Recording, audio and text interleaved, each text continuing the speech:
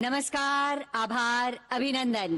देश के यशस्वी प्रधानमंत्री आदरणीय श्री नरेंद्र मोदी जी का आज के इस ऐतिहासिक समारोह में हम हार्दिक हार्दिक स्वागत करते हैं, अभिनंदन करते हैं।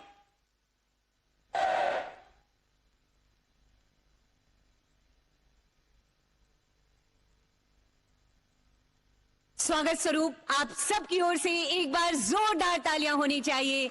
आदरणीय माननीय प्रधानमंत्री महोदय, हार्दिक स्वागत, हार्दिक अभिनंदन है आपका। उपस्थित देवियों और सज्जनों, अंडमान एवं निकोबार द्वीप समूह की राजधानी पोर्ट ब्लेयर का वीर सावरकर अंतर्राष्ट्रीय हवाई अड्डा तैयार है विकास की एक नई तस्वीर प्रस्तुत करने के लिए। इस न्यू इंटीग्रेटेड टर्मिनल बिल्डिंग के साथ आज के इस अवसर पर हमारे बीच गरिमामयी उपस्थिति है माननीय लेफ्टिनेंट गवर्नर अंडमान एवं निकोबार द्वीप समूह सह vice chairman Island Development Agency Admiral DK Joshi ji की। सादर निवेदन करना चाहूंगी माननीय लेफ्टिनेंट गवर्नर महोदय से आपके स्वागत संबोधन हेतु। नमस्कार माननीय प्रधानमंत्री श्री नरेंद्र मोदी जी, माननीय नागरिक उड्डयन मंत्री श्री सिंधिया जी, माननीय राज्य मंत्री जनरल वीके सिंह जी और अन्य सभी माननीय महानुभाव, आज वीर सावरकर इंटरनेशनल एयरपोर्ट के नए टर्मिनल का आपके द्वारा ऐतिहासिक उद्घाटन विकसित भारत सपने को साकार करने में एक महत्वपूर्ण पहल तथा द्वीपवासियों के लिए अत्यंत गर्व का क्षण है। एक विकसित देश के लिए GDP per capita, human development index के पैरामीटर्स, पर कैपिटा इनकम आदि अनिवार्य मापदंड हैं जो इंफ्रास्ट्रक्चर में अग्रणी रहे बिना संभव नहीं है। स्वतंत्रता के पहले 7 दशकों तक इंफ्रास्ट्रक्चर में लगभग नगण्य निवेश से इन द्वीपों की पहचान काला पानी के नाम से ही रही। पिछले 5-6 वर्षों में आपके दिशा निर्देश व मुख्यतः आइलैंड्स डेवलपमेंट एजेंसी की दूरदर्शी परियोजनाओं से 95,000 करोड़ रुपए से भी अधिक का इंफ्रास्ट्रक्चर में निवेश द्वीपों का विकसित भारत की ओर तेजी से ट्रांसफॉर्मेशन दर्शाता है। भारत के पूर्वी तट से लगभग 1,500 किलोमीटर, परंतु म्यांमार व इंडोनेशिया से 100 किलोमीटर से भी कम और साउथ ईस्ट एशिया के अन्य देशों से अत्यंत निकट इन द्वीपों की स्ट्रेटेजिक लोकेशन के देखते कनेक्टिविटी इंफ्रास्ट्रक्चर में एविएशन सेक्टर सबसे महत्वपूर्ण है, जिसमें हमारे द्वारा प्रस्तावित परियोजनाएं तेजी से पूरी हो रही हैं। लगभग 710 करोड़ निवेश से यह नया टर्मिनल इन्वेस्टमेंट, टूरिज्म, हॉस्पिटैलिटी व services sector, employment generation, socio economic development व देश को एक ग्लोबल कनेक्टिंग हब बनाने की दिशा में फोर्स मल्टीप्लायर सिद्ध होगा। एक विकसित देश में पब्लिक सेक्टर में पर्याप्त निवेश, प्राइवेट इन्वेस्टमेंट आकर्षित करने हेतु आवश्यक है। तदनुसार लगभग 60 करोड़ निवेश से शीघ्र सी प्लेन ऑपरेशंस शुरू करने के लिए आरसीएस उड़ान स्कीम द्वारा पोर्ट ब्लेयर से स्वराज द्वीप, शहीद द्वीप और लॉन्ग आइलैंड सेक्टर्स के ऑपरेटर्स का चयन हो चुका है। साथ ही फिक्स्ड विंग सेवाओं को शीघ्र आरंभ करने के लिए पोर्ट ब्लेयर से शिवपुर, कार निकोबार व कैम्बल बे रूट्स पर भी ऑपरेटर्स का चयन पूरा हो चुका है। नए 12 seater large capacity Sikorsky helicopters द्वारा सीट अपग्रेडेशन के हमारे प्रस्ताव को भी एसएफसी का फाइनेंशियल अप्रूवल प्राप्त हो गया है। एक विकसित देश के इंफ्रास्ट्रक्चर को फ्यूचर रेडी बनाने की दिशा में पोर्ट ब्लेयर और जीएनआई के नए ग्रीनफील्ड एयरपोर्ट्स का फाइनल साइट सिलेक्शन तथा लिडार सर्वे पूरा हो चुका है। यहाँ वर्तमान आवश्यकता अनुसार प्रारंभ में एक ही रनवे, परंतु कॉन्सेप्ट, ब्लूप्रिंट तथा लैंड एक्विजिशन में 2 रनवे, पैरेलल टैक्सी ट्रैक्स व मल्टीपल टर्मिनल बिल्डिंग्स अगले 100 वर्षों से भी अधिक के एयर ट्रैफिक के अनुकूल प्रस्तावित हैं। इन द्वीपों के नॉर्थ साउथ एक्सिस में लगभग 800 किलोमीटर फैलाव में 4 एयरपोर्ट्स हर 230 किलोमीटर की औसत दूरी पर उपलब्ध हैं। टीएनआई व शिवपुर एयरपोर्ट्स में रनवे एक्सटेंशन पूरा होने पर ये चारों dual use strategic airports 3 kilometre plus runway से हर बड़े से बड़े एयरक्राफ्ट के ऑपरेशन में सक्षम और देश के लिए जियो पॉलिटिकल दृष्टि से एक गेम चेंजर साबित होंगे। एक विकसित देश की पोस्ट इंडस्ट्रियल इकोनॉमी, जिसमें एक बड़े सर्विसेज सेक्टर तथा डाइवर्सिफाइड इंडस्ट्रियल व इंफ्रास्ट्रक्चर बेस की आवश्यकता अनुसार हमारी एविएशन सेक्टर की उपरोक्त परियोजनाओं में संतुलित निवेश का विशेष ध्यान रखा गया है, जिसमें पूरे सपोर्ट व मार्गदर्शन के लिए हम आपके नागरिक उड्डयन मंत्री जी के आभारी हैं। अंत में मैं विश्वास दिलाना चाहता हूं कि विकसित भारत के सपने को साकार करने के लिए स्वयं मैं, मेरा प्रशासन और सभी द्वीपवासी पूरी तरह से समर्पित रहेंगे। धन्यवाद और जय हिंद।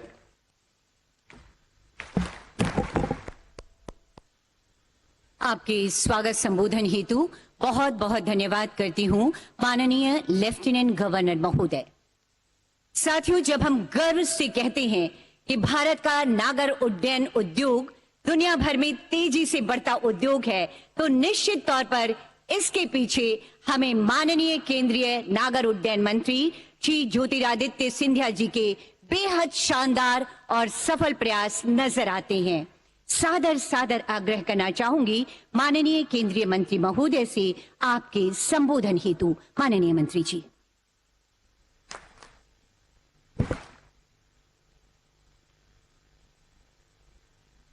परम आदरणीय देश के यशस्वी प्रधानमंत्री महोदय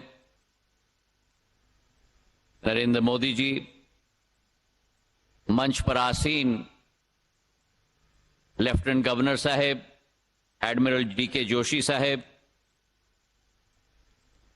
मेरे सहभागी आदरणीय जनरल वीके सिंह साहब,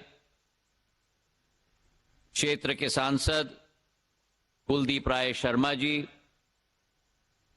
सचिव राजीव बंसल जी, डीजीसीए के अध्यक्ष विक्रम देवदत्त जी, भारत विमान प्राधिकरण के अध्यक्ष संजीव कुमार जी, मुख्य सचिव केशव चंद्र जी, मंच पर उपस्थित महानुभाव और आज इस विमानतल पर उपस्थित अंडमान और निकोबार क्षेत्र से सभी आए हुए सभी हमारे महानुभाव, आज एक ऐतिहासिक दिन हमारे लिए इस अंडमान और निकोबार में है, जब देश के हमारे प्रधान सेवक, देश के प्रधान रक्षक, देश के प्रधानमंत्री परम आदरणीय नरेंद्र मोदी जी आज वर्चुअल रूप से इस भव्य कार्यक्रम में हम सब के साथ आज जुड़े हुए हैं।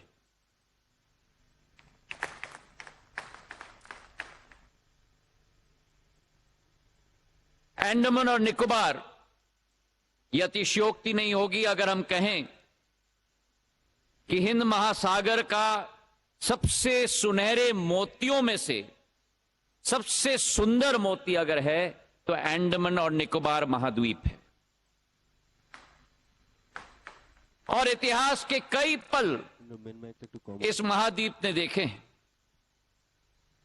वो एक समय था जब आजाद हिंद फौज के अधीन ये द्वीप नेताजी सुभाष चंद्र बोस जी के नेतृत्व में थी। वो एक दिन था जब 30 दिसंबर 1943 जब पहली बार हमारा तिरंगा झंडा अगर फहराया गया था तो अंडमान और निकोबार के पृथ्वी पर फहराया गया था।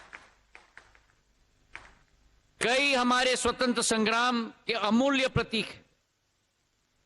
वीर सावरकर साहब 10 साल सेल्युलर जेल में यहां हिरासत में थे, लेकिन वास्तविकता यह भी है मेरे भाई और बहनों कि 70 साल में अंग्रेजी शासकों के नाम पर यह द्वीपों का नामकरण किया गया था, और अगर उसे किसी ने परिवर्तित किया तो हमारे प्रधानमंत्री, हमारे पंत प्रधान नरेंद्र मोदी जी ने, जिन्होंने ये कदम लिया कि 21 हमारे वीर सपूतों को, परमवीर चक्र के विजेताओं पर 21 द्वीपों का नाम करके सच्ची श्रद्धांजलि हमारे वीर सपूतों को किसी ने दी है तो प्रधानमंत्री नरेंद्र मोदी जी ने दी।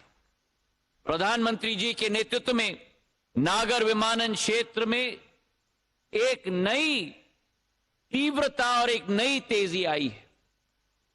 जहां 66 वर्षों में देश में केवल 74 एयरपोर्ट थे, आज प्रधानमंत्री जी के नेतृत्व में 74 अतिरिक्त एयरपोर्ट बनकर 148 एयरपोर्ट आज देश में बन चुके हैं। जहां देश में केवल 2013-14 में 6 करोड़ घरेलू यात्री थे, आज उसी भारत में 14.5 घरेलू यात्री, मतलब 130% की वृद्धि हुई है। जहां एयरलाइंस की फ्लीट में केवल 400 विमान होते थे, 9 वर्षों में आज 700 विमान, 75% वृद्धि हुई है। और जिस देश में केवल 3 ग्रीनफील्ड एयरपोर्ट थे, आज उसी देश में प्रधानमंत्री जी के नेतृत्व में 11 अतिरिक्त बनकर 14 ग्रीनफील्ड एयरपोर्ट हो चुके हैं। लेकिन यह सफर प्रधानमंत्री जी का निर्देश है। प्रधानमंत्री जी का निर्देश है कि यह सफर निरंतर जारी रहना होगा, और इसलिए प्रधानमंत्री जी के नेतृत्व में जिस भारत में आज 148 एयरपोर्ट हैं, आने वाले 3-4 सालों में इस संख्या को बढ़ाकर हम लोग 200 पार करेंगे, यह हमने संकल्प लिया है। जिस भारत में केवल 14.5 करोड़ वर्तमान में घरेलू यात्री हैं, 2030 तक हमारा अनुमान है कि 42 करोड़ तक यह आंकड़ा पहुंचेगा। और जिस भारत में आज 700 विमान हैं, आने वाले 3-4 वर्षों में इसे बढ़ाकर 1500 से 1700 विमान तक हम लोग पहुंचाएंगे। यह हम लोगों का संकल्प है। आज प्रधानमंत्री जी के नेतृत्व में उड़े देश का आम नागरिक योजना, लोकतांत्रिकरण नागर विमानन सेवा का प्रधानमंत्री जी का संकल्प और सपना कि हवाई चप्पल पहनने वाला भी हवाई जहाज में उड़े, आज उस योजना के तहत करीब 1.5 करोड़ यात्रियों ने सफर किया है, जो पहला सपना ही देखते थे हवाई जहाज को देखकर। आज उसी के तहत 2,35,35,000 फ्लाइट्स चली हैं, और आज उसी के तहत 3 नए एयरलाइंस का जन्म भी हमारे देश में हुआ है। आज अंडमान और निकोबार में 572 द्वीपों का यह समूह, जो बंगाल की खाड़ी और अंडमान के जंक्शन पर स्थित भारत का सबसे महत्वपूर्ण अंग है। वीर सावरकर अंतर्राष्ट्रीय विमानतल का उद्घाटन आज प्रधानमंत्री जी के कर कमलों से किया जा रहा है। पूर्व में यह विमानतल केवल 7,500 वर्ग स्क्वायर मीटर का होता था। आज इसे बढ़ाकर 5 गुना 40,000 वर्ग स्क्वायर मीटर का विमानतल का उद्घाटन प्रधानमंत्री जी से किया जा रहा है। जहां 300 यात्रियों की क्षमता होती थी, आज 1200 यात्री प्रति घंटा की क्षमता के आधार पर यह महत्वपूर्ण विमानतल का उद्घाटन हो रहा है। और उसी के तहत जो प्रधानमंत्री जी की सोच और विचारधारा सदैव रही है, vocal for local, Andaman and Nicobar की अतुल्य बायोडाइवर्सिटी को भी स्थान इस विमानतल में दिया गया है। ऑयस्टर के आकार में यह विमानतल बनाया गया है, और इस तरीके से डिजाइन किया गया है कि दिन के समय में लाइटिंग की जरूरत नहीं होगी। सूर्य के प्रकाश की रोशनी के आधार पर ही यह विमानतल प्रकाशित होगा। हमारे क्षेत्र में सस्टेनेबिलिटी के आधार पर भी इस विमानतल में double insulated proofing system, LED lighting, rain water catchment, solar water plant और इसी के साथ साथ हमारा अनुमान है कि हमारे इस विमानतल के आधार पर हमारे पर्यटन के क्षेत्र में, हमारे अधोसंरचना में, हमारी आर्थिक गति में नई एक वृद्धि आएगी। प्रधानमंत्री जी की सदैव यह संकल्प रही है कि अंडमान और निकोबार में अधोसंरचना बढ़नी चाहिए। केवल ये विमानतल नहीं, लेकिन इसके अतिरिक्त 3 अतिरिक्त विमानतल शिवपुर में, कार निकोबार में, कैंपल बे में भारत सरकार के द्वारा स्थापित होने जा रहा है। और उसी के साथ 4 वाटरड्रोम शहीद द्वीप में, शहीद द्वीप के साथ साथ हमारे स्वराज द्वीप में, आइलैंड में और पोर्ट ब्लेयर में 108 से 150 करोड़ कुल मिलाकर ये निवेश हमारे क्षेत्र में किया जा रहा है। प्रधानमंत्री जी के नेतृत्व में जो सोच और विचारधारा है भारतीय जनता पार्टी की, सेवा की, सुशासन की और गरीब कल्याण की, उसके प्रति हम सब समर्पित हैं। और जो 9 वर्षों में काम हुआ है, ये आने वाले कई सदियों को इसका लाभ मिलेगा, इसका हमें पूरा विश्वास है। जो 70 साल में नहीं हो पाया है, प्रधानमंत्री जी ने वो परिवर्तन अधोसंरचना में, आधुनिकता में 9 साल में करके दिखाया है अंडमान और निकोबार आइलैंड में।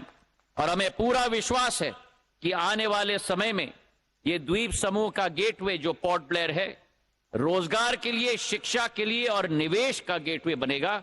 इन्हीं शब्दों के साथ बहुत बहुत शुभकामनाएं। धन्यवाद। जय हिंद। बड़े संकल्पों के साथ हमारा नागर उड्डयन मंत्रालय आगे बढ़ रहा है। आपके संबोधन हेतु बहुत बहुत धन्यवाद करती हूं माननीय मंत्री महोदय। यकीनन ये वीर सावरकर टर्मिनल बिल्डिंग विभिन्न प्रकार की सुविधाओं से परिपूर्ण है।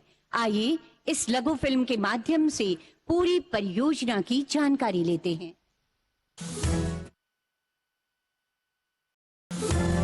बंगाल की खाड़ी के दक्षिण में हिंद महासागर में स्थित अंडमान व निकोबार द्वीप समूह स्वतंत्रता संग्राम की तपोस्थली, संकल्प स्थली, जो राष्ट्रभक्त नेताजी सुभाष चंद्र बोस, वीर सावरकर एवं अन्य स्वतंत्रता सेनानियों के अदम्य साहस और योगदान की कहानी दोहराते हैं। ये भारत की सामरिक सहयोग और समन्वय का प्रमुख केंद्र भी है। पिछले 9 वर्षों में अंडमान व निकोबार द्वीप समूहों के चहुमुखी विकास हेतु आधारभूत अवसंरचनाओं का निर्माण किया गया है।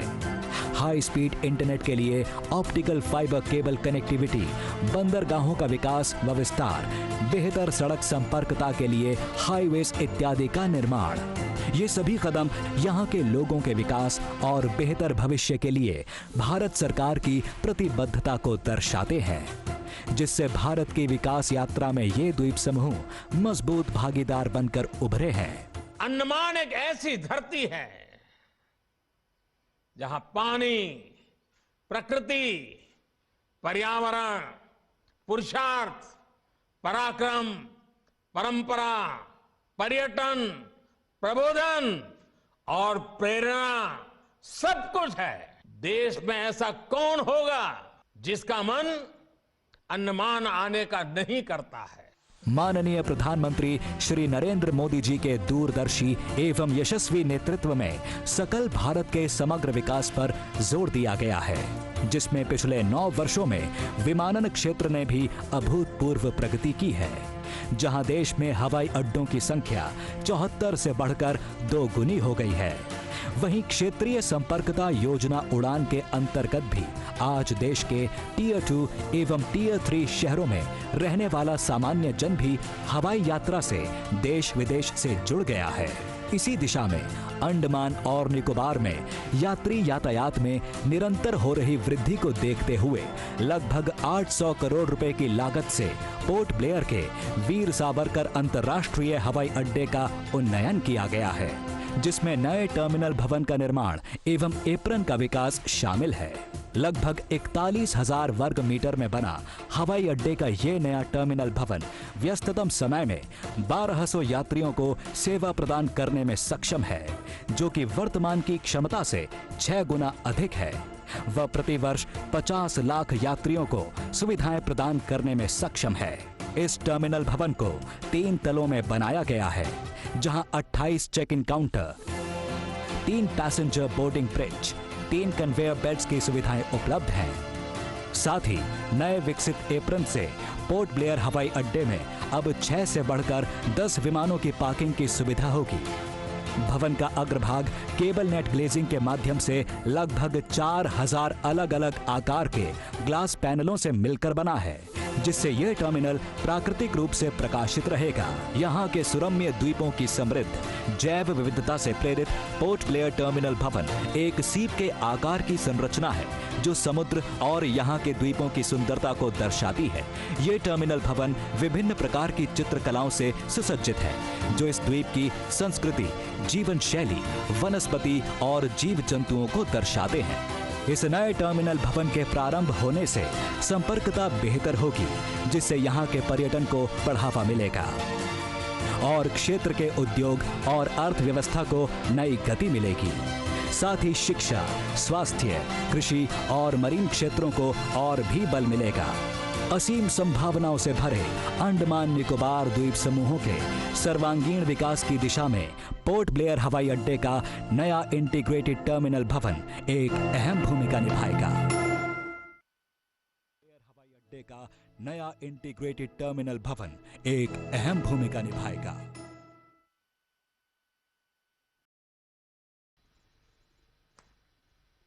जी हां, माननीय प्रधानमंत्री जी के कुशल नेतृत्व में केंद्र सरकार के बेमिसाल प्रयासों के गवाह बन रहे हैं हम और आप। और अब वो ऐतिहासिक पल जिसके लिए हम और आप सब यहाँ एकत्रित हैं। आधुनिक तकनीक और सुविधाओं से सुसज्जित वीर सावरकर अंतर्राष्ट्रीय हवाई अड्डे के इस न्यू इंटीग्रेटेड टर्मिनल बिल्डिंग के शुभारंभ का समय है। सादर सादर आग्रह करना चाहूंगी आदरणीय प्रधानमंत्री जी से कि कृपया रिमोट का बटन दबाकर अपने करकमलों से शिलापट्ट का अनावरण कर इस न्यू इंटीग्रेटेड टर्मिनल बिल्डिंग का लोकार्पण करने की कृपा की जाए महोदय।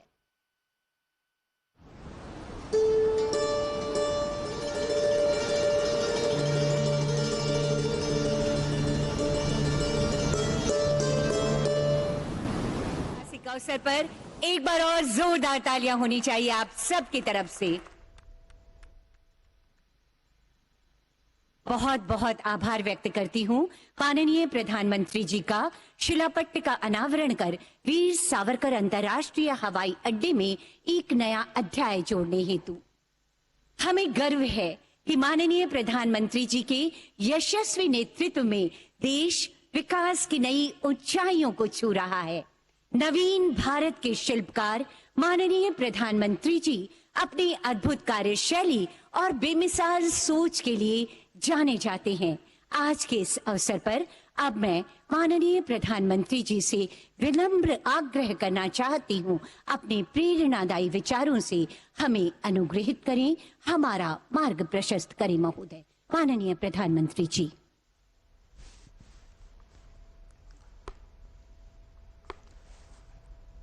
नमस्कार। अंडमान निकोबार द्वीप के उपराज्यपाल श्रीमान डीके जोशी जी,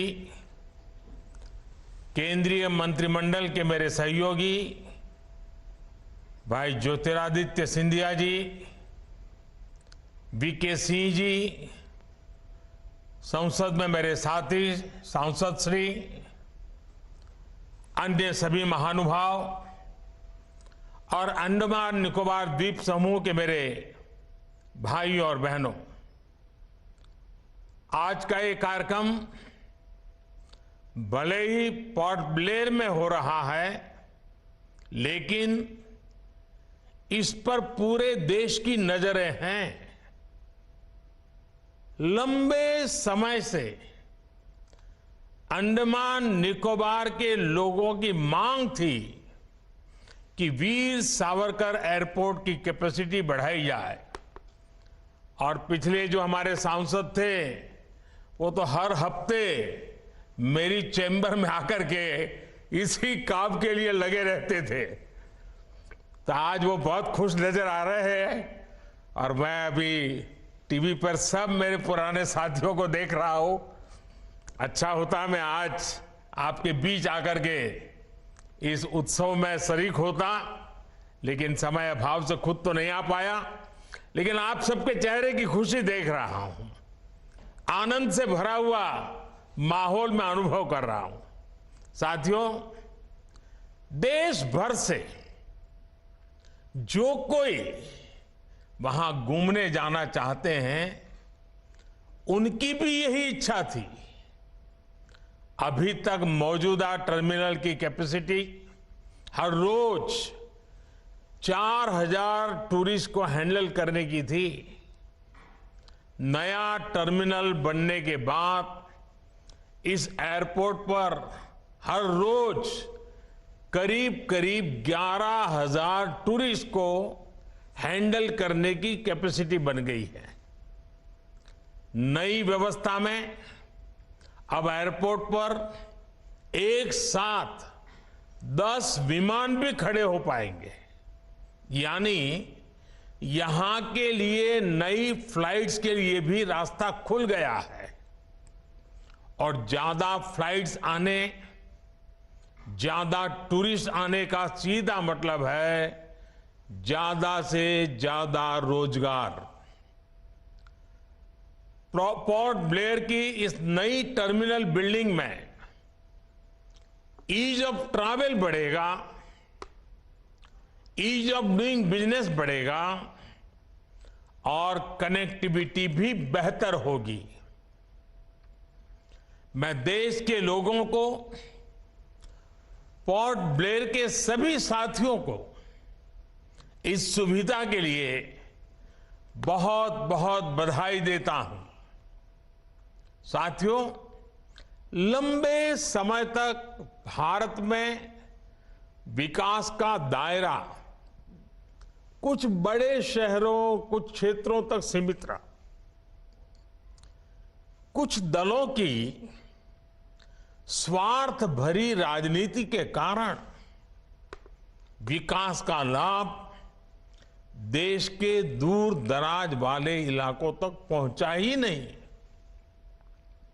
ये दल उन्हीं कामों को प्राथमिकता देते थे जिसमें इनका खुद का भला हो, इनके परिवार का भला हो। नतीजा ये हुआ कि जो हमारे आदिवासी क्षेत्र हैं, जो हमारे आइलैंड्स हैं, वहां की जनता विकास से वंचित रही, विकास के लिए तरसती रही।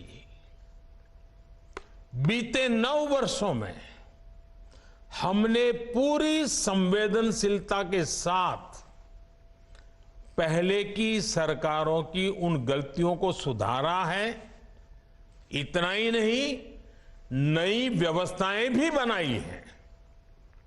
अब भारत में विकास का एक नया मॉडल विकसित हुआ है।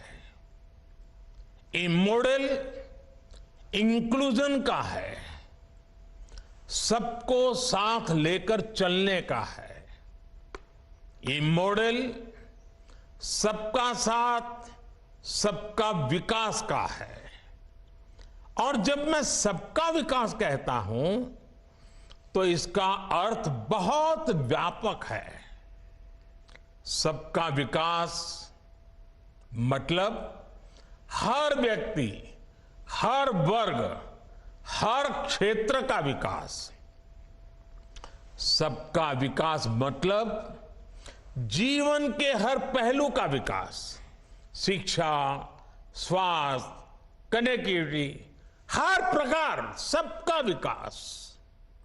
साथियों, इसी सोच के साथ बीते 9 वर्षों में अंडमान निकोबार में विकास की नई गाथा लिखी गई है। पिछली सरकार के 9 साल में, यानी हमारे पहले जो सरकार थी, 9 साल में अंडमान निकोबार को करीब 23,000 करोड़ रुपए का बजट अलर्ट किया गया था, जबकि हमारी सरकार के दौरान अंडमान निकोबार के विकास के लिए 9 वर्षों में करीब करीब 48,000 करोड़ रुपए का बजट दिया गया है। यानी हमारी सरकार ने अंडमान निकोबार के विकास के लिए पहले के मुकाबले 2 गुना ज्यादा पैसा खर्च किया है। पिछली सरकार के 9 साल में अंडमान निकोबार में 28,000 घरों को पानी के कनेक्शन से जोड़ा गया था। हमारी सरकार के 9 साल में यहां के करीब 50,000 घरों तक पानी का कनेक्शन पहुंचाया गया है। यानी हर घर जल पहुंचाने के लिए भी हमारी सरकार ने पहले के मुकाबले 2 गुनी रफ्तार से काम किया है। आज यहां के लगभग हर व्यक्ति के पास अपना बैंक अकाउंट है। आज यहां के हर गरीब को one nation one ration card की सुविधा मिली हुई है। पहले की सरकार के समय अंडमान निकोबार में एक भी मेडिकल कॉलेज नहीं था। ये हमारी सरकार है जिसने पोर्ट ब्लेयर में मेडिकल कॉलेज की स्थापना की है। पहले की सरकार के समय अंडमान निकोबार में इंटरनेट सैटेलाइट के भरोसे ही था। हमारी सरकार ने समंदर के नीचे सैकड़ों kilometre submarine optical fibre cable बिछाकर इस परेशानी को दूर कर दिया है। साथियों, अंडमान निकोबार में हो रहा सुविधाओं का ये विकास यहां के टूरिज्म को गति दे रहा है। जब मोबाइल कनेक्टिविटी बढ़ती है तो टूरिस्ट भी बढ़ते हैं। जब हेल्थ इंफ्रास्ट्रक्चर सुधरता है तो टूरिस्ट का आना जाना और बढ़ जाता है। जब एयरपोर्ट पर सुविधाएं बढ़ती हैं तो टूरिस्ट यहां आना पसंद करता है। जब रोड अच्छी होती है तो टूरिस्ट अपने इलाके में ज्यादा से समय बिताता है।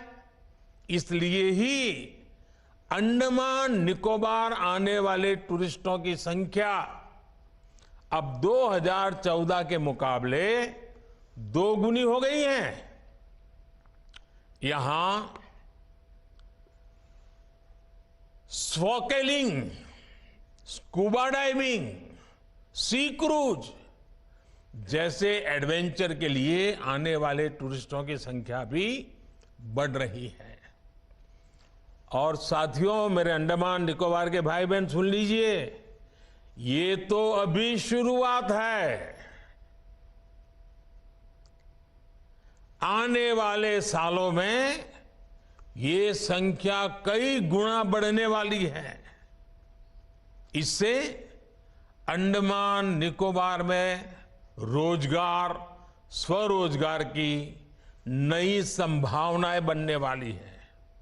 साथियों, आज अंडमान निकोबार विरासत भी और विकास भी इस महामंत्र का जीवंत उदाहरण बन रहा है। आप भी जानते हैं कि अंडमान निकोबार में लाल किले से भी पहले तिरंगा फहराया गया था, लेकिन फिर भी यहां सिर्फ गुलामी के ही निशान दिखते थे। ये मेरा सौभाग्य है कि साल 2018 में मैंने अंडमान में उसी स्थान पर तिरंगा लहराया जहां नेताजी सुभाष ने झंडा फहराया था। ये हमारी ही सरकार है जिसने रॉस आइलैंड को नेताजी सुभाष का नाम दिया। ये हमारी ही सरकार है जिसने हैवलॉक और नील आइलैंड को स्वराज और शहीद आइलैंड का नाम दिया है। हमने ही 21 द्वीपों का नामकरण देश के लिए पराक्रम दिखाने वाले वीर पराक्रमी सपूतों के नाम, परम वीर चक्र विजेताओं के नाम पर किया है। आज अंडमान निकोबार के ये द्वीप पूरे देश के युवाओं को देश के विकास की नई प्रेरणा दे रहे हैं। साथियों, आजादी के 75 वर्षों में हमारा भारत कहीं से कहीं पहुंच सकता था, और ये मैं बहुत जिम्मेवारी से कह रहा हूं, कहीं से कहीं पहुंच सकता था। हम भारतीयों के सामर्थ्य में कभी कोई कमी नहीं रही है, लेकिन सामान्य भारतीय के इस सामर्थ्य के साथ हमेशा भ्रष्टाचारी और परिवारवादी पार्टियों ने अन्याय किया। आज देश के लोग 2024 चुनाव में फिर एक बार हमारी सरकार वापस लाने का मन बना चुके हैं, निर्णय ले चुके हैं। ऐसे में भारत की बदहाली के जिम्मेदार कुछ लोग अपनी दुकान खोलकर बैठ गए हैं। इन्हें देखकर मुझे एक कविता की कुछ पंक्तियां याद आती हैं। एक कवि महाशय ने अवधी में लिखा था, ये अवधी भाषा में लिखी गई कविता है। गायित कुछ है, हाल कुछ है, लेबिल कुछ है, माल कुछ है। 24 के लिए 26 होने वाले राजनीतिक दलों पर यह बड़ा फिट बैठता है। गायित कुछ है, हाल कुछ है, लेबिल कुछ है और माल कुछ है। यानी गाना कोई और गाया जा रहा है, जबकि सच्चाई कुछ और है। लेबल किसी और का लगाया गया है, जबकि प्रोडक्ट कुछ और ही है। इनकी दुकान की यही सच्चाई है। इनकी दुकान पर 2 चीजों की गारंटी मिलती है। एक तो ये अपनी दुकान पर जातिवाद का जहर बेचते हैं, और दूसरा ये लोग असीमित भ्रष्टाचार करते हैं। आजकल ये लोग बेंगलुरु में जुटे हैं। एक जमाने में एक गाना बहुत मशहूर था, मुझे तो पूरा याद नहीं है, लेकिन मुझे याद आ रहा है। एक चेहरे पर कई चेहरे लगा लेते हैं लोग, एक चेहरे पर कई चेहरे लगा लेते हैं लोग। आप देखिए ये लोग कितने चेहरे लगाकर बैठे हैं। जब ये लोग कैमरे के सामने एक फ्रेम में आ जाते हैं तो पहला विचार देश के सामने क्या आता है? पहला विचार देश के लोगों के मन में यही आता है, पूरा फ्रेम देख करके देशवासी यही बोल उठता है, लाखों करोड़ों रुपए का भ्रष्टाचार। इसलिए देश की जनता कह रही है कि ये तो कट्टर भ्रष्टाचारी सम्मेलन हो रहा है, कट्टर भ्रष्टाचारी सम्मेलन हो रहा है। ये लोग गा कुछ और रहे हैं, हाल कुछ और है, इन्होंने लेबल कुछ और लगाया हुआ है, माल कुछ और है। इनका प्रोडक्ट है 20 लाख करोड़ रुपए के घोटाले की गारंटी। 20 लाख करोड़ रुपए के घोटाले की गारंटी। साथियों, इस बैठक की एक और खास बात है।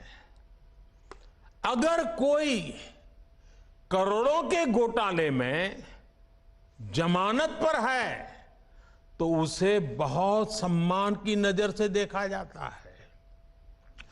अगर पूरा का पूरा परिवार ही जमानत पर है तो उसकी और ज्यादा खातिरदारी होती है। अगर किसी दल का कोई वर्तमान मंत्री भ्रष्टाचार के मामले में जेल जाता है तो उसे एक्स्ट्रा नंबर देकर स्पेशल इनवाइटी बुलाकर बुलाया जाता है। अगर कोई किसी समाज का अपमान करता है, अदालत से सजा पाता है तो उसकी बड़ी आवाभगत होती है। अगर कोई अदालत से करोड़ों के घोटाले में दोषी पाया गया है तो इस बैठक में शामिल होने की उसकी क्वालिफिकेशन और बढ़ जाती है। बल्कि ये लोग तो उससे मार्गदर्शन मांगते हैं। भ्रष्टाचार को लेकर इनमें बड़ी आत्मीयता है, बड़ा प्रेम है। इसलिए 20 लाख करोड़ रुपए के भ्रष्टाचार की गारंटी देने वाले ये लोग बड़े प्रेम से, बड़ी आत्मीयता से आपस में मिल रहे हैं।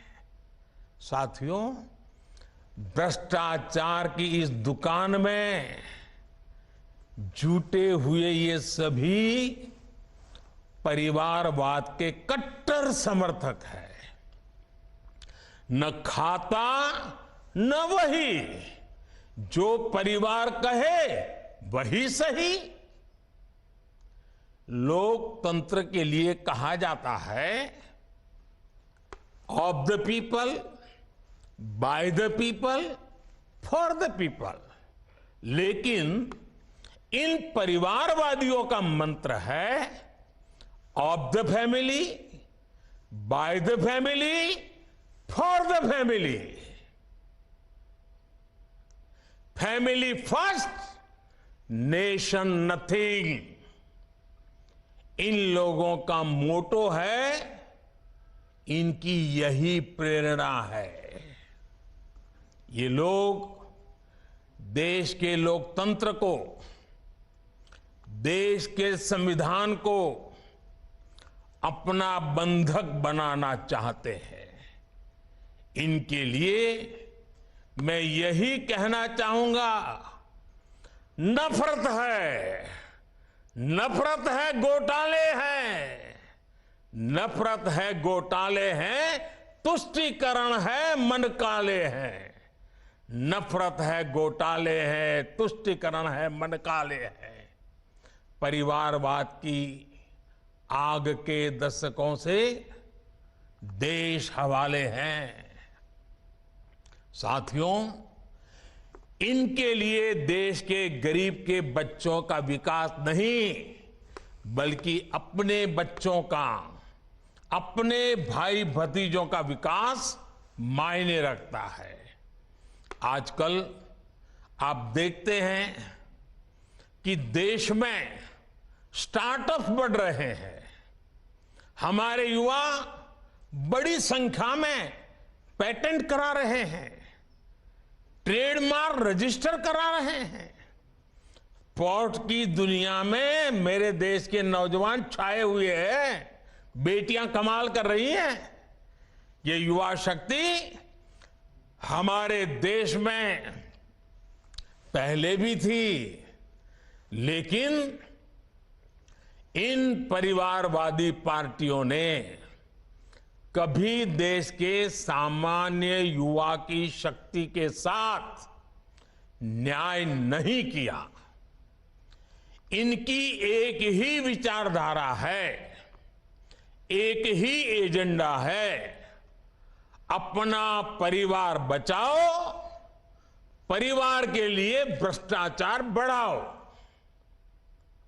इनका कॉमन मिनिमम प्रोग्राम है देश का विकास रोकना, अपने कुशासन पर पर्दा डालना और अपने भ्रष्टाचार के विरुद्ध कार्रवाई को रोकना।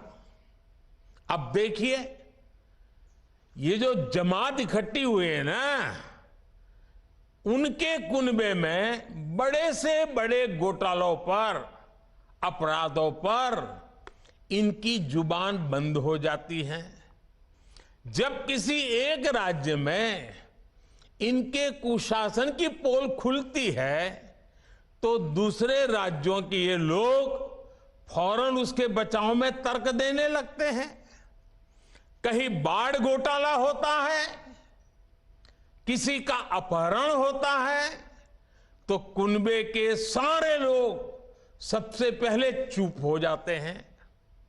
आपने देखा है कि कुछ दिन पहले ही पश्चिम बंगाल में पंचायत चुनाव हुए, वहां सरेआम हिंसा हुई, लगातार खून खराबा हो रहा है। इस पर भी इन सब की बोलती बंद है। कांग्रेस के, लेफ्ट के अपने कार्यकर्ता वहां खुद को बचाने की गुहार लगा रहे हैं, लेकिन कांग्रेस और लेफ्ट के नेताओं ने अपने स्वार्थ में अपने कार्यकर्ताओं को भी मरने के लिए छोड़ दिया है। राजस्थान में बेटियों से अत्याचार हो या परीक्षाओं के पेपर लीक हो रहे हो, इन्हें कुछ दिखाई नहीं देता। परिवर्तन की बातें करके जनता से विश्वासघात करने वाले जब करोड़ों का शराब घोटाला करते हैं तो ये कुनबा फिर उन्हें कवर देने लग जाता है। इनका कट्टर भ्रष्टाचार उन्हें तब दिखाई देना बंद हो जाता है जब देश की कोई एजेंसी इन पर कार्रवाई करती है तो उनका टैप रिकॉर्डर शुरू हो जाता है, कुछ हुआ ही नहीं, सब साजिश है, हमें फंसाया जा रहा है। आप तमिलनाडु में देखिए, भ्रष्टाचार के घोटाले के अनेक मामले सामने आ रहे हैं, लेकिन इनके कुनबे के सारे दलों ने पहले ही सबको क्लीन चिट दे दी है। इसलिए इन लोगों को पहचाने रहिए साथियों, उनको जान लीजिए, इन लोगों से सतर्क रहिए भाई बहनों। साथियों, इन लोगों की साजिशों के बीच हमें देश के विकास के लिए खुद को समर्पित रखना है। आज दुनिया में अनेक उदाहरण हैं जहां द्वीपों ने और समुद्र किनारे बसे छोटे देशों ने अभूतपूर्व प्रगति की है। जब उन्होंने प्रगति का रास्ता चुना तो उनके सामने भी चुनौतियां थी, सब कुछ सरल नहीं था, लेकिन उन देशों ने दिखाया है जब विकास आता है तो हर प्रकार के समाधान लेकर आता है। मुझे विश्वास है अंडमान निकोबार द्वीप समूह में हो रहे विकास के काम इस पूरे क्षेत्र को और सशक्त करेंगे। कनेक्टिविटी की ये नई सुविधा वीर सावरकर इंटरनेशनल एयरपोर्ट का नया टर्मिनल्स सबके लिए लाभकारी हो, इसी कामना के साथ वीडियो कॉन्फ्रेंस के इस कार्यक्रम में भी इतनी बड़ी तादाद में आप लोग आए, आपकी खुशी में यहां से अनुभव कर रहा हूं, आपका उत्साह में अनुभव कर रहा हूं। ऐसे मौके पर एक नया विश्वास, नया संकल्प लेकर के देश आगे बढ़े, अंडमान निकोबार भी आगे बढ़े, इसी कामना के साथ आप सबको बहुत बहुत शुभकामनाएं, बहुत बहुत धन्यवाद।